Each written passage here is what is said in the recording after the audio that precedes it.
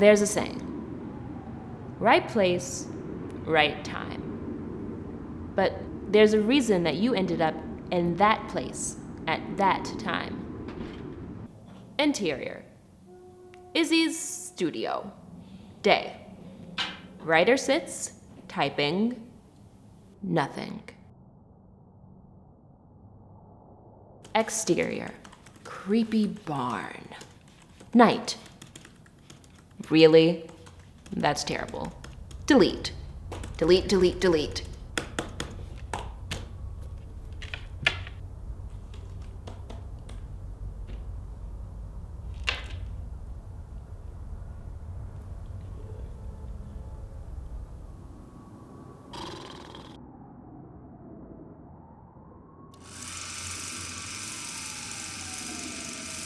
Come on, is he right?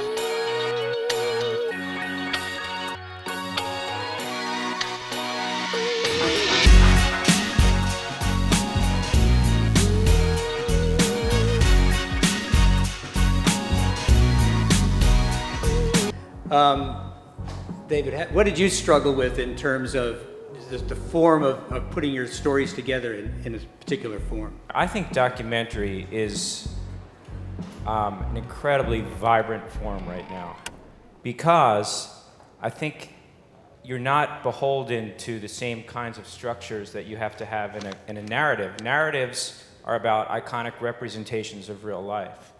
Nonfiction is adopting a much more stylistic grammar, high production value, really slick. And I like to mash genres together. And that's why I think we're less beholden to three-act structure, less beholden to rules, less beholden to representations. And there's more room for ambiguity. Remember a long time ago we ran into a race in telepathy? Sure, I remember. And you used telepathy. Oh my God, this film. There's something about mental discipline and Personally, and everyone's different, but I don't start with, okay, this is my issue, and I need to tell this issue. For me, films are really about stories that I want to see.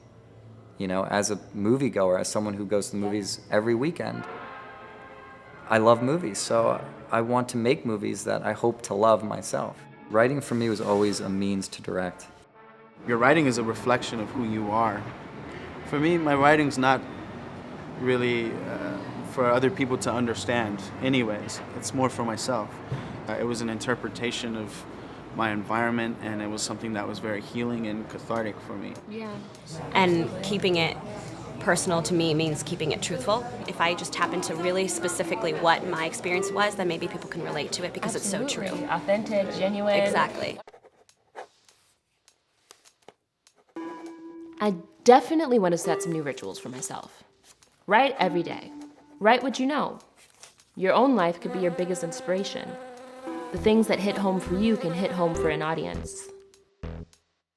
I do a lot of driving, like at night. I have this playlist on my iPod called Creepy, and it's all these like creepy ass music, like, you know, just like chanting and like really kind of demonic sounding noises, and it's just like a nightmare. Like when I'm working on something, I kind of make breakthroughs by just kind of, you know, generate the ideas and put it on paper.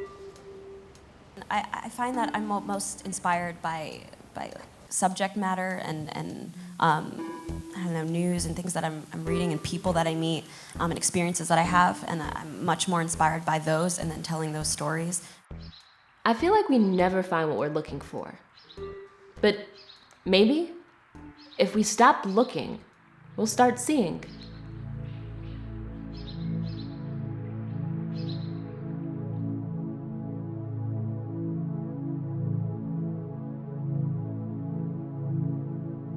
In a way, I've seen so many shows, it's hard to get emotional reactions. So when I do, I sort of sit up even more. I would say no matter who you want to watch it, who you want to buy it, the key thing is to sort of make an emotional connection. I think most people know it when they feel it, right? So this little expression, stir the emotions and they will remember. And one of the other sort of more nuts and bolts elements is the audio. Yeah. Really make it feel alive and sort of immersive, but eventually you'll find that right connection and then you're on your way.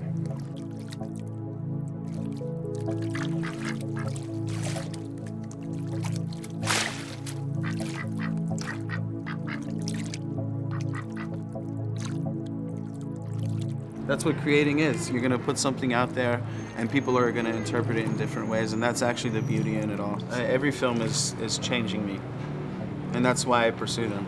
Yeah. Oh, cheers. Get to writing. Can't wait.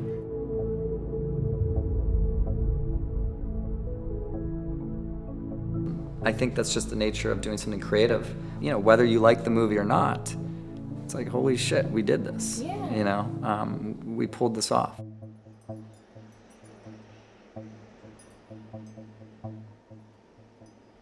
I think what made this so great was the intimacy of the experience. Everybody together in one space to collaborate and exchange art. It wasn't about just watching films. It was about the experience and exchanging ideas. Everything becomes so relatable. It's so awesome to be in a room full of so many inspiring people. How we perceive the world is what makes all the difference.